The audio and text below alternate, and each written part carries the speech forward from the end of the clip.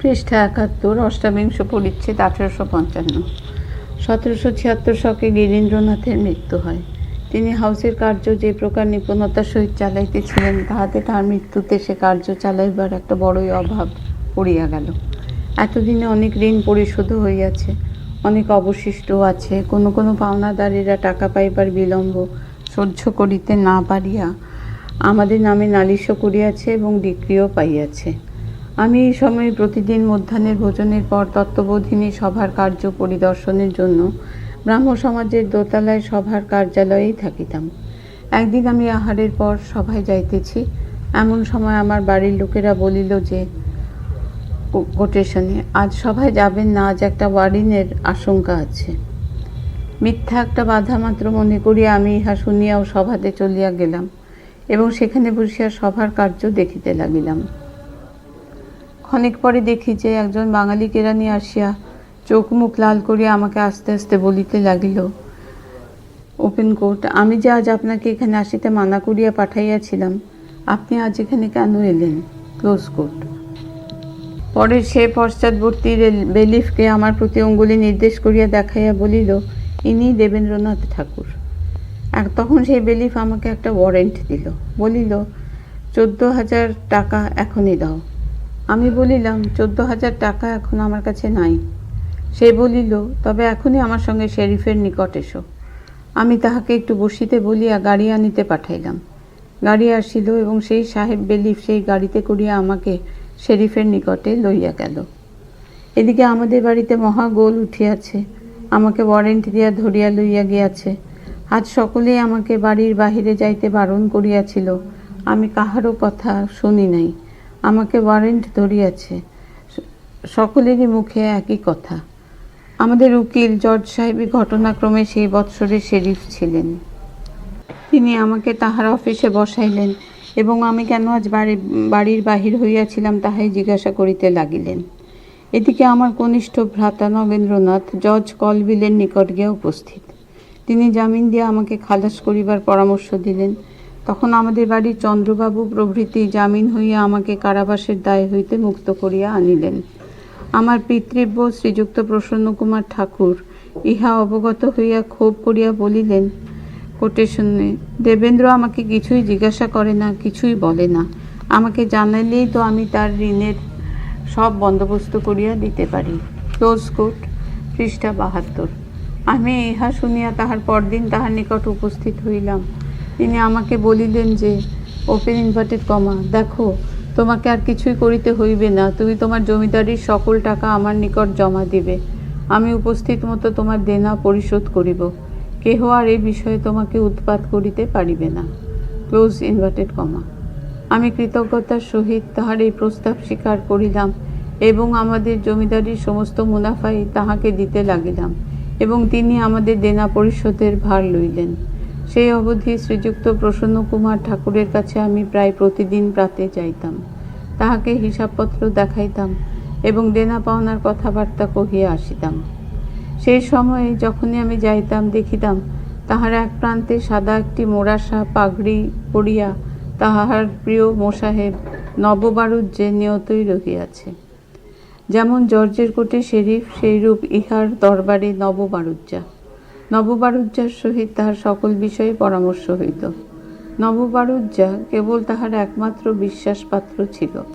প্রসন্নকুমার ঠাকুরের সাক্ষাতে এই নববারুজ্যা একদিন আমাকে বলিলেন, ওপেন কোট, তত্ত্ববোধিনী পত্রিকা বড় ভালো কাগজ। আমি বাবুর লাইব্রেরিতে বসিয়া ইহা পড়ি।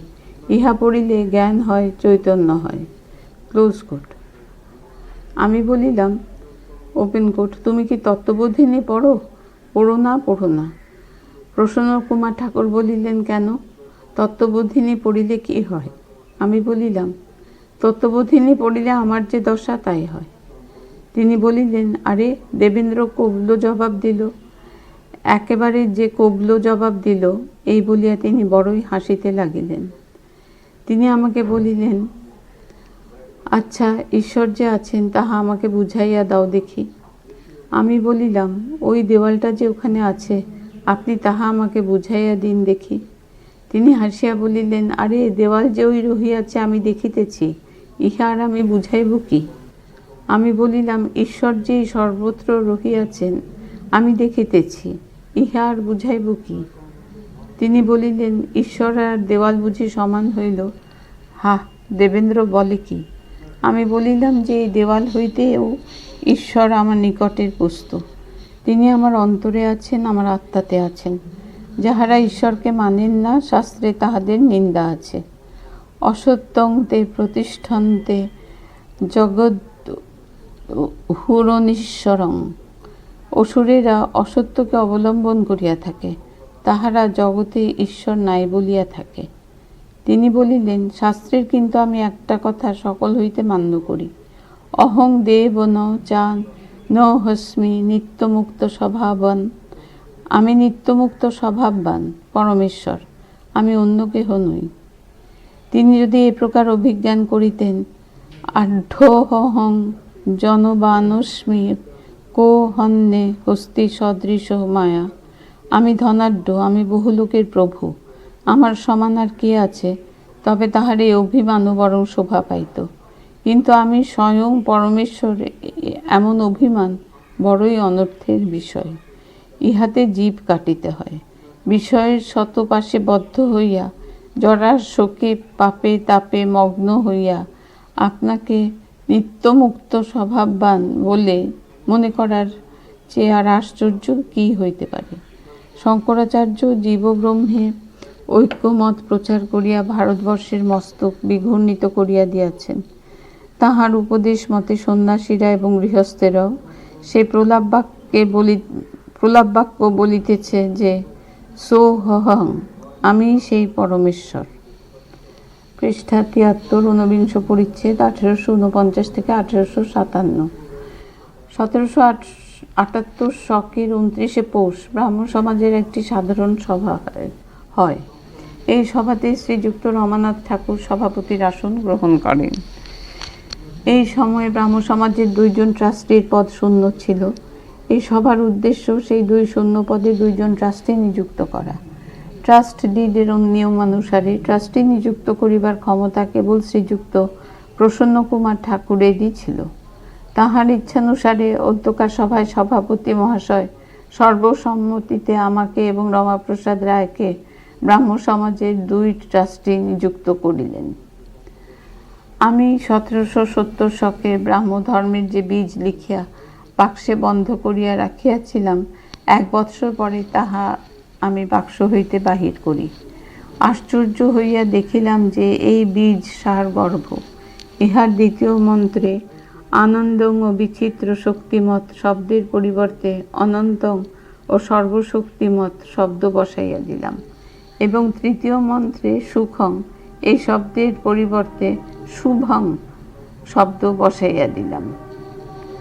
২য় মন্ত্রের শেষে ধ্রুবং পূর্ণম প্রতিমং শব্দ যোগ করিয়া দিলাম। ১৭৭৩ শকের অগ্রহায়ণ মাসের তত্ত্ববোধিনী পত্রিকার শিরোদেশে এই বীজের ৪র্থ মন্ত্র প্রকাশিত হয়। তস্মিন প্রীতিস্তস্য প্রিয়কার্য সাধনঞ্চ তদুপাসনমেব। তাহাকে প্রীতি করা এবং তাহার প্রিয় কার্য সাধন করাই তাহার উপাসনা। ১৭৭৯ শকের বৈশাখ মাস হইতে সম্পূর্ণ বীজ মন্ত্র তত্ত্ববোধিনী পত্রিকার শিরোদেশে প্রকাশিত হইতে লাগিল। ব্রহ্মা বা এক মিদ মগ্র আসিত, নানা কিঞ্চনাসিত তদিদং সর্বমসৃজত তদেব নিত্যং জ্ঞানমনন্তং শিবং স্বতন্ত্রং নিরবয়ব মেকমেবাদ্বিতীয়ং সর্বব্যাপী সর্বনিয়ন্ত্রী সর্বাশ্রয় সর্ববিদ সর্বশক্তিমৎ ধ্রুবং পূর্ণ ম প্রতিমমিতি। একস্য তস্যৈপবাসনায় পারত্রিক মহিকঞ্চ শুভ স্তবতি তস্মিন প্রীতিস্তস্য প্রিয়কার্য সাধনাঞ্চ তদুপাসনমেব। পূর্বে কেবল এক পরম ব্রহ্ম মাত্র ছিলেন, অন্য আর কিছুই ছিলেন না। তিনি এক সমুদায় সৃষ্টি করিলেন।